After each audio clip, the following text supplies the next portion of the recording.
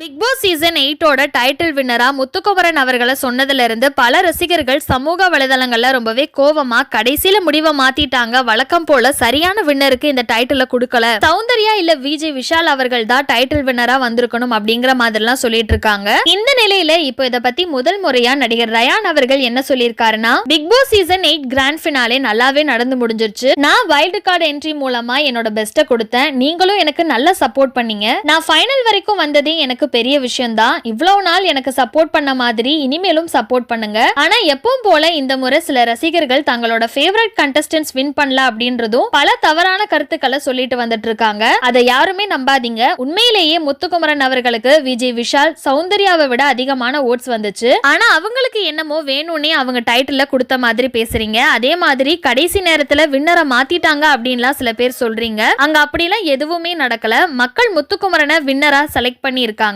அதுக்காக மத்த கண்டஸ்டன்ட்ஸ் நல்லா பெர்ஃபார்ம் பண்ணல அப்படின்லாம் அர்த்தம் இல்ல. வின்னரா ஒருத்தவங்க மட்டும் தான் ஆக முடியும் அப்படின்னு ரொம்பவே வெளிப்படையா சொல்லி முடிச்சிருக்காரு. இந்த வீடியோவை பார்த்துட்டு இருக்க நீங்க நடிகர் ரயான் அவர்கள் சொல்லியிருக்க இந்த விஷயங்களை பத்தி நீங்க என்ன நினைக்கிறீங்க அப்படிங்கிற உங்களோட கருத்துக்களை கீழே உள்ள கமெண்ட் செக்ஷன்ல மறக்காம ஷேர் பண்ணிக்கோங்க. மேலும் இது போன்ற இன்ட்ரெஸ்டிங்கான அப்டேட்ஸ் தெரிஞ்சுக்க நம்மளோட சேனலை மறக்காம சப்ஸ்கிரைப் பண்ணிக்கோங்க.